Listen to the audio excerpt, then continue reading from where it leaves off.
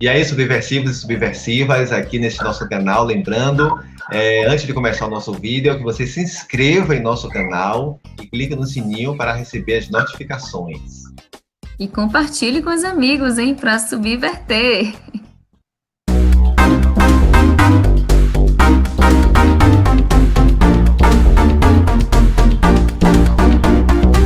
Voltamos nós aqui para falarmos um pouquinho mais sobre a infância. Eu, Viviane Silva, vou errando meu sobrenome. Errou! E meu parceiro Arlen Becker. Vamos dar hoje continuidade ao tema da infância, né? E hoje vamos abordar um pouquinho sobre os traumas das surras, dos castigos, né? Quem nunca, né, o Arlen, tomou aquela velha surra, aquela velha tamancada, ou quiçá a mamãe tá na mão e jogar no outro, né? E aí, quantas crianças fugiam dessas surras dos seus pais do dia a dia? Você fugiu, meu amigo, de alguma surra dessa? Conseguiu se livrar? Às vezes, sim, às vezes eu conseguia me livrar, né? Meu pai sempre foi muito punitivo, né? E a religião também, Testemunhas de Jeová, que é a religião também, que era passada para a gente de forma muito punitiva, um Deus punitivo que vai punir, que vai bater nas pessoas, matar, queimar, esse tipo de coisa. E meu pai ameaçava muito, né? Porque eu também não era fácil, né? Não é que eu era um santo, não. Eu, minha irmã, a gente aprontava muito, né? E aí eu apanhava bastante, tomava bolo, né? Bolo que era, né, nas mãos, de palmatória, né? Mas não tinha a palmatória, às vezes era com escova de cabelo, ele é barbeiro, né? Às vezes eram os próprios utensílios da barbearia, com sandália também, acontecia muito isso, e às vezes com cinto mesmo, né? Nas pernas, nunca batia na cabeça, evitava bater na cabeça realmente, mas sempre essa coisa de cinto ou de palmatória. Então, muito negócio de bolo e palmatória, além do castigo, claro, né? É verdade, né? E naquela época tinha muito disso, né, Warley? Eu, apesar de não ter sido uma menina muito traquina, porque eu era muito medrosa, mas tomei umas surrinhas também interessantes. Eu lembro como hoje, manhã pegou uma colher de pau, se eu não me engano, para me dar na cabeça. Porque o meu estilo, né, eu era bem lenta e mãe, essa pessoa bem eufórica, e alguma coisa que ela tinha pedido para mim fazer e eu não fiz, menino. Eu só senti uma colherada na cabeça. Oi! Oi! E outras coisas, né? E não só eu, como muitas crianças daquela época também tinham essa punição do castigo, de ficar ajoelhado no milho de feijão, no grão de feijão, no milho, atrás da porta. Enfim, isso era muito, muito épico daquela época. E hoje, quando eu me lembro, eu dou muita risada das situações. É importante a gente ressaltar, Vivi, a questão cultural, né? A questão cultural é importante, porque essa questão da palmada no Brasil é uma questão cultural, né? Não podemos esquecer disso, né?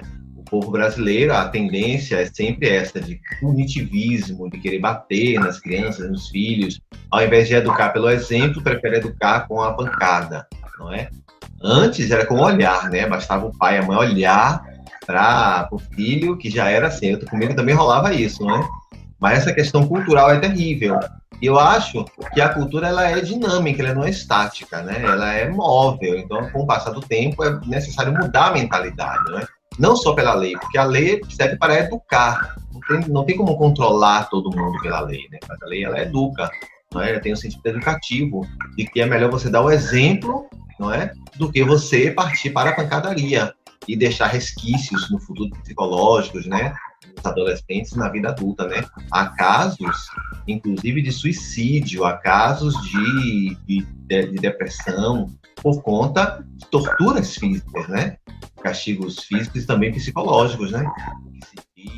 Deixar a criança do lado de fora no quintal, tudo escuro, às vezes embaixo de chuva, tomando chuva a noite inteira de castigo.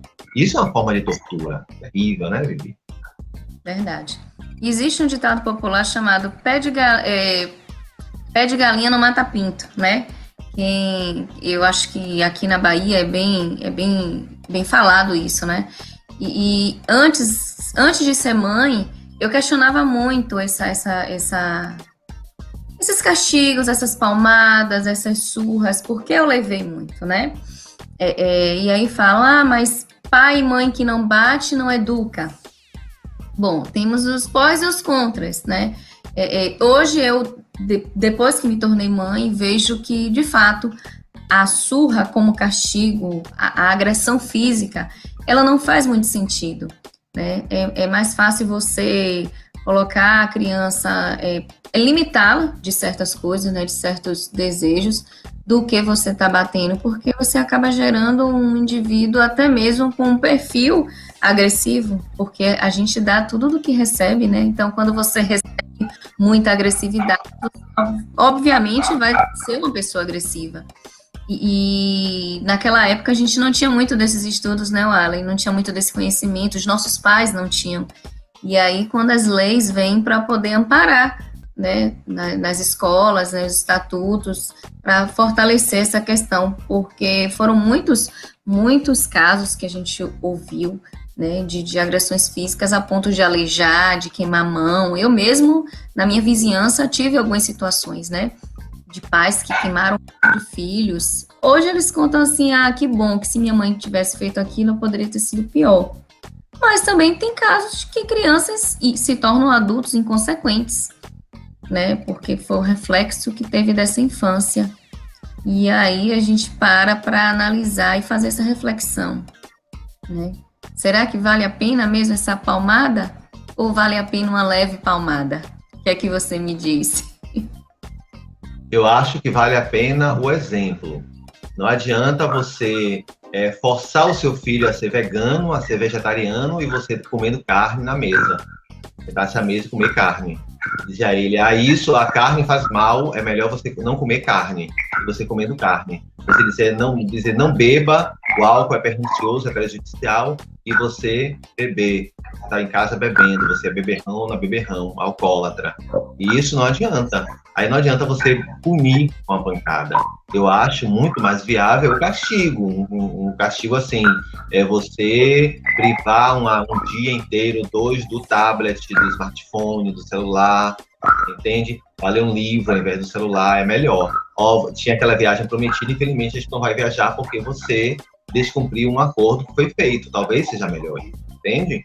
A pessoa mas primeiro o exemplo, né? Não posso falar muito aqui porque não sou pai, não tenho filhos, né? Mas já fui casado, já ajudei a criar 2 enteados. Você tem uma noção do que é criar uma criança, um pré-adolescente, um adolescente, não é? Mas eu acho que o válido mesmo é o exemplo. Você educar pelo exemplo, não educar pela pedra, não educar pelo castigo físico, pela tortura psicológica. Há casos antigos de se colocar ovo quente na boca quando mente, quando a criança mentia ou falava um palavrão, colher quente, queimar as mãos com a colher quando pegou alguma coisa, quando roubou alguma coisa. Todo tipo de isso é tortura grave, isso causa uma lesão terrível, né? Lesão emocional e física, não é? Então isso não pode ser, não pode um Estado que almeja uma democracia, uma sociedade que avança com atitudes como essa, não é? E que geração é essa que fez isso? É a geração conservadora, hipócrita, homofóbica, racista, misógina, não é? Que a esposa fingia que não sabia que o marido tinha amante, ou amantes, mulheres ou homens, não é? É essa geração aí, dessa família tradicional brasileira hipócrita, bem escrota, não é? E quer dar um exemplo para os filhos, dessa forma, não é? Quando a gente parte para a escola daquela época, a gente via muito disso também, né, Marley? A gente via muita questão do castigo. Quando eu citei aqui a questão do castigo de joelho no milho, no grão de arroz, grão de feijão, enfim, as formas mais exóticas que existiam, né? Ou então aquela ridicularização de frente aos colegas, né? Eu vivenciei algumas cenas e achava aquilo... A gente, quando criança, não tem muito o sentido um pouco do que está se passando, mas quando a gente se torna adulto e vê quanto mal isso pode causar, né, na mente da criança, a gente vê muito a falta da inteligência emocional para os profissionais, porque ele já vem de uma geração que crê nisso, que pratica isso como um exercício de educar, né, de gerir os seus alunos. E aí a gente vê e tem exemplos e lembranças fortes, né, Arley? Eu mesmo, tem coisas que quando eu lembro eu sinto muito forte, até hoje, né? E coisas que eu não faria com os meus, né? E isso aí foi muito mastigado. E você, fala aí pra mim, o que é que você tem de lembrança da escola? Eu acompanhei muito a coisa da escola, mas como um castigo, assim, de ficar de frente para a parede, não é? De sair da sala e ficar na sala da diretora, ou ficar lá no pátio, todo mundo dando risada de tua cara, entende? Mas não tinha violência, assim, de palmada, de pancada, esse tipo de coisa. Não era muito castigo. Eu sempre estudei em escola pública, as escolas do Estado, não é? E os professores não faziam isso, não era um outro tipo de relação, não é? Mas na banca, o reforço escolar, né? A gente tem essa tradição da banca à tarde, e aí o pessoal fazia essa coisa de tomar sabatina, fazer a sabatina. Eu lembro que as sextas-feiras tinha o lance de fazer tabuada, né? Tomar uma tabuada aí, aquelas contas.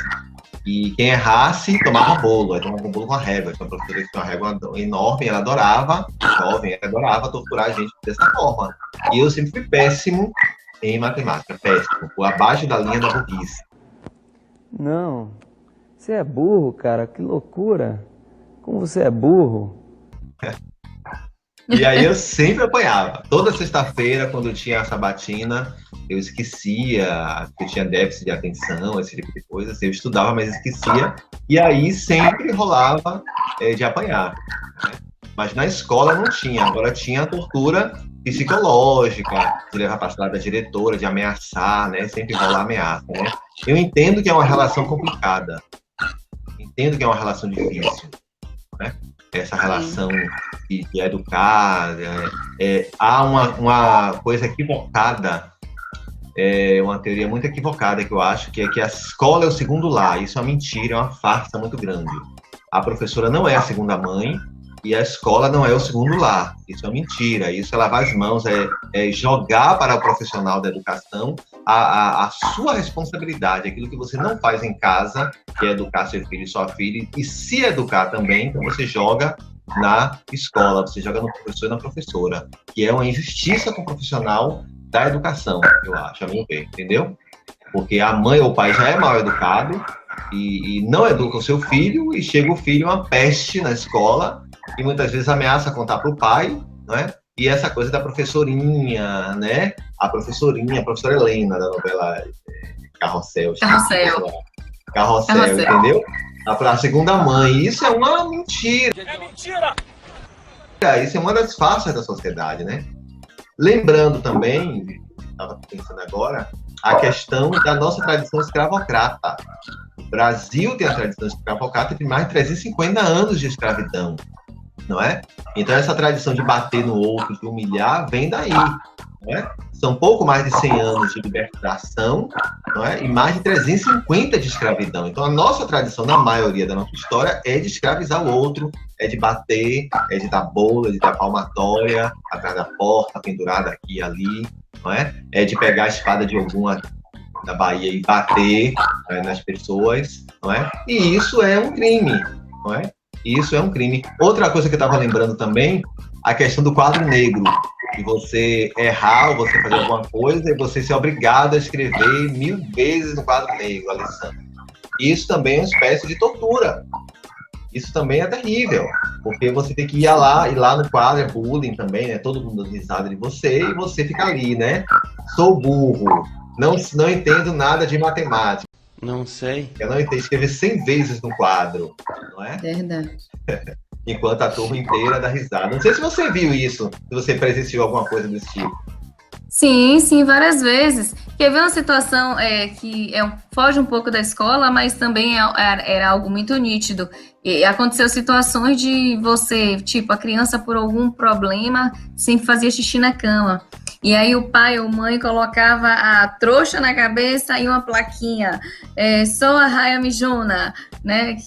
Tinha muito esse termo na época. E aí fazia com que a criança passasse por essa humilhação, né? Você ouviu isso? Sim, eu já cheguei a ver aqui. Aqui, nosso interior aconteceu muita coisa, meu irmão. Eu nunca vi isso aqui, nunca vi. Olha que eu mijei na cama, acho que até 11 anos de idade, viu?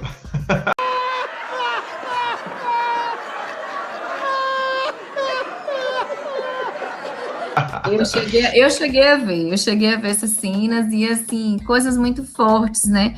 E aí, Warley, quando você fala aí questão da questão escravocrata, eu remeto aqui para a questão familiar também, né?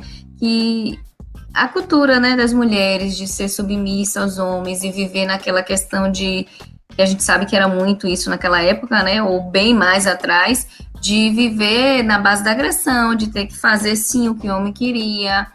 E nisso vai criando uma cultura submissa, de viver, de abaixar a cabeça, de viver à base da agressão. Então, isso a gente vai passando, né, e levando isso para as gerações futuras, né? Então, são fatores que influenciam e é muito forte, né, na criança, na adolescência e na fase adulta, né? Esse tema, Vivi, me fez pesquisar a questão da lei da palmada, né? Porque eu lembro que foi uma polêmica em 2010, quando essa lei foi aprovada, né, pelo Congresso Nacional, e muita gente diz, eu tenho direito de bater no meu filho, minha filha pertence a mim. Não pertence, não é? Pertence ao Estado, né? Pertence a, enfim, não é o filho, a filha não é a propriedade dos pais, não pode vender, fazer, dispor o filho, menor de idade, a criança, da sua maneira, ao seu bel prazer, não é? E a lei da palmada veio para dar uma freada, não necessariamente para, vai fiscalizar, vai haver uma fiscalização, porque há um equívoco, né? As pessoas pensam que, eu estou falando aqui com base no pouco que eu li, que eu estudei, né? Não sou jurista, não sou advogado, mas eu acho que uma lei, ela serve para educar, não é necessariamente para fiscalizar. As pessoas têm a noção de que, não vai ter fiscalização. Claro que não vai ter fiscalização, porque você não pode adentrar na vida privada das pessoas, nas casas das pessoas, não é? A não ser que se denuncie, que se faça uma denúncia, né? Tanto a própria criança ou adolescente, quanto a vizinhança, não é? É igual a história em briga de marido e mulher, ninguém mete a colher. Mas deve meter sim, né? O Estado deve meter a colher. O vizinho deve meter a colher, vai deixar a mulher morrer, não é? Porque é a vida privada do casal, não pode, né? Então veio essa lei da palmada de 2010 e veio a lei do menino Bernardo de 2014, que foi barbaramente assassinado, era torturado constantemente, fez denúncia, lutou pela vida dele e não deu em nada, não é? Se eu não me engano, foi no Rio de Janeiro. Foi promulgada essa lei de 2014 com respeito a essa questão principalmente de educar a sociedade, de mudar a cultura, não é? Assim, veja a que ponto nós chegamos, né? Eu acho terrível quando precisa de lei para mudar, sabe? Eu acho que a gente deve ir muito pela educação, pela tomada da consciência, não é? É verdade. E quando a gente toma consciência dos fatos, fica mais fácil até para a gente procurar soluções, né, Warley? E um dos nossos objetivos aqui é tentar mostrar para as pessoas que, de fato, aconteceu coisas na nossa infância que, de repente, causou traumas, limitações, mas que tudo isso pode ser superado, né? Algumas situações a gente pode, sim, pode tentar vivendo no dia a dia e superando, outras, infelizmente, tem que se procurar especialistas, né?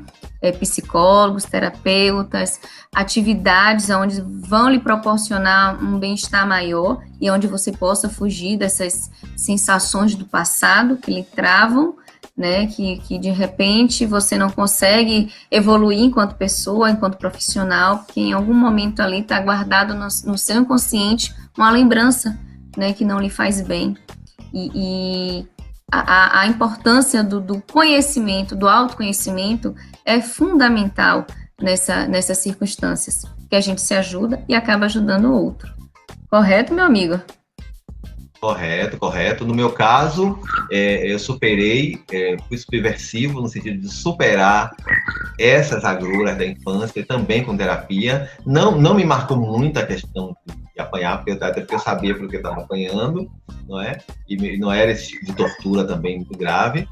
E meu pai explicava, você está apanhando por isso, isso, porque você desobedeceu, porque você fez tal coisa errada e tudo. Não tirava sangue da gente também, mas era pancada, doía muito, mas eu conversei isso em terapia também, né? E olho para trás e vejo tudo de maneira esportiva, né? Levo na esportiva, né? Dou até risada e tudo, eu consigo compreender em mim, não é? Vem em mim uma maneira de levar para frente, não é? Superar isso aí e levar para frente. Não que todo mundo consiga fazer isso, né? Quem não consegue deve buscar ajuda, na minha opinião, né? Modesta opinião, buscar ajuda de um profissional, fazer uma terapia e não descontar no seu filho, né? Aquela música do Belchior, que ele, Regina, cantou lindamente bem, como nossos pais. Eu acho que a gente não deve ser como nossos pais, né? Repetir nos filhos, nos netos, a maneira que nós fomos criados, né? A gente deve tentar ter um outro paradigma, mudar, né? Tentar fazer diferente, olhar para dentro de nós mesmos para agir com o outro.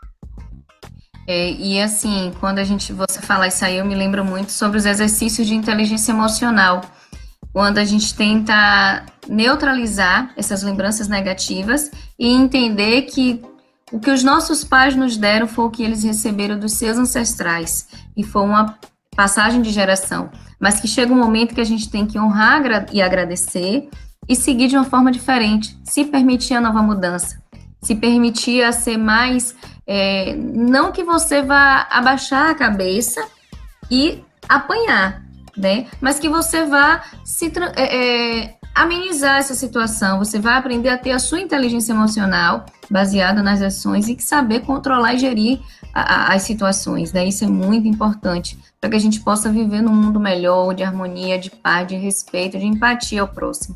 Quando a gente aprende um pouquinho disso, né, e voltamos a repetir, algumas pessoas precisam ir mais além, né, das terapias, dos tratamentos.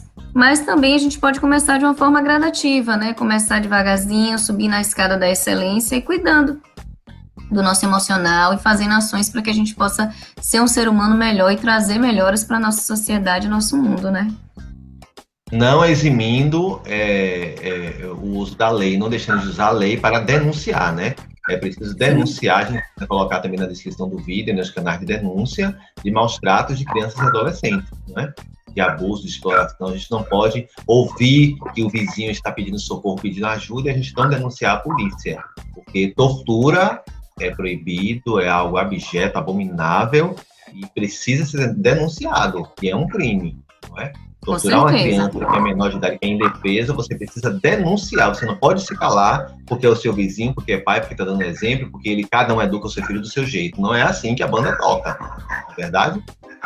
Verdade, verdade. A gente também tem que fazer nossa parte social, né? Cuidar do outro. Exatamente. Sermos cidadãos. É isso, então até a próxima. Até o próximo vídeo. Se inscreva no canal, ative as notificações aí, ative o sininho para receber as notificações, não é? E compartilhem, gente, subversivos. Tchau, tchau!